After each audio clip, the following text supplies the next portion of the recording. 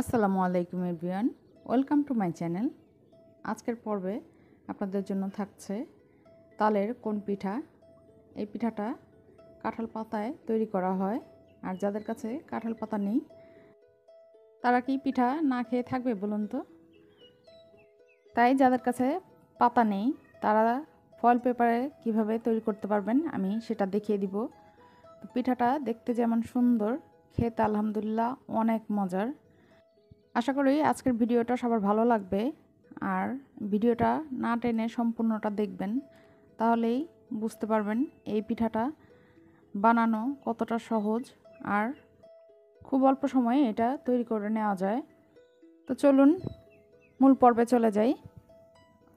এখানে যা যা লাগছে, একটা মিক্সিং বলে আমি 2 কাপ ভেজা চালের গুঁড়া নিয়ে নিচ্ছি। এখানে আপনারা চাইলে শুকনো চালের গুঁড়াও নিতে পারেন। নিয়ে নিচ্ছি হাফ কাপ ময়দা। আমাদের লাগবে তালের রস। এখানে 1.5 কাপ তালের রস দিয়েছি। দিয়ে দিলাম 1.5 কাপ চিনি। চিনিটা আপনারা আপনাদের ইচ্ছা অনুযায়ী দিবেন, পছন্দ মতো। দিয়ে দিচ্ছি 1.5 কাপ নারকেল কোড়া, আর 3 ভাগের 1 ভাগ লবণ, 1 চা চামচ বেকিং পাউডার, হাফ চা চামচ বেকিং সোডা, আর এখানে লাগবে 1.5 কাপ তরল গরুর দুধ। আমি দুধটাকে একবারে না মিশিয়ে অল্প অল্প করে দিয়ে একটা ব্যাটার তৈরি করে নিব। ব্যাটারটা একদম স্মুথ হতে হবে। তো এখন আমি বাকি যে দুধটা ছিল সেই দুধটা মিশিয়ে একটা ব্যাটার তৈরি করে নিচ্ছি।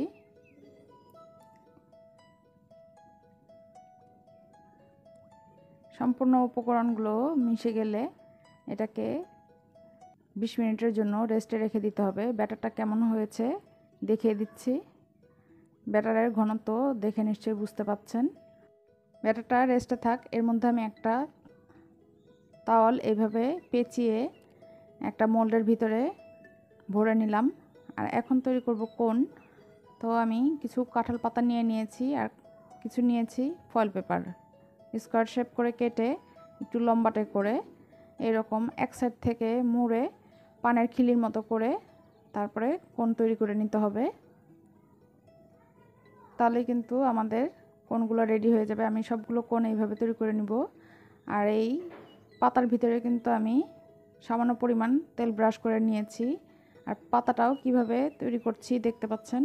এক সাইড থেকে মুড়িয়ে এরকম পানির খিলির মতো হয়ে গেলে একটা টুথপিকের সাহায্যে এটাকে আটকে দিতে হবে, যাতে পিঠার ব্যাটারগুলো বের হয়ে না যায়। তা আমি এইভাবে সবগুলো কোণ তৈরি করে নিব।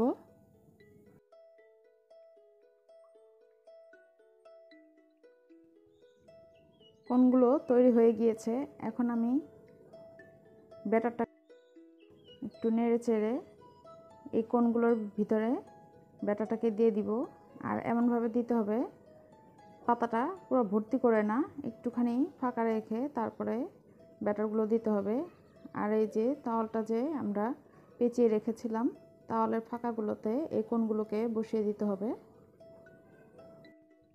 এইভাবে করে আমি সবগুলো কোণ ভর্তি করে নিব।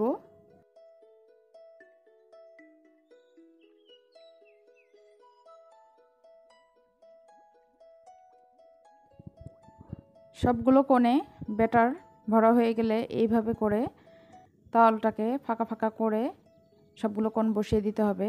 এরপরে আমি কিছুটা নারকেল উপরে দিয়ে তারপর ডেকোরেশন করে নিব। তো এখানে আমি একটা স্টিলের বাটি নিয়ে নিয়েছি, এর মধ্যে আর একটা তাওয়াল এইভাবে পেঁচিয়ে বসিয়ে দিচ্ছি। আর যে ফয়েল পেপারের কোণগুলো তৈরি করেছিলাম সেগুলোকেও ব্যাটার দিয়ে ভর্তি করে এই তাওয়ালের উপরে বসিয়ে দিব। সবগুলো কোণ এইভাবে তৈরি করে এটার উপরেও কিছুটা নারকেল দিয়ে ডেকোরেশন করে নিব।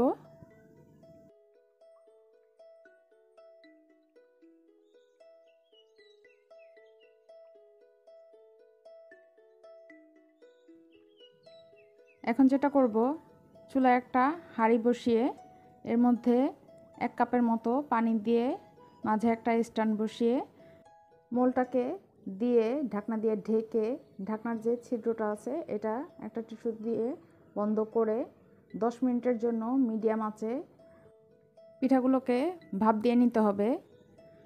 এরপরে ঢাকনা তুলে টুথপিকের সাহায্যে চেক করে নিতে হবে পিঠাগুলো হয়েছে কি না।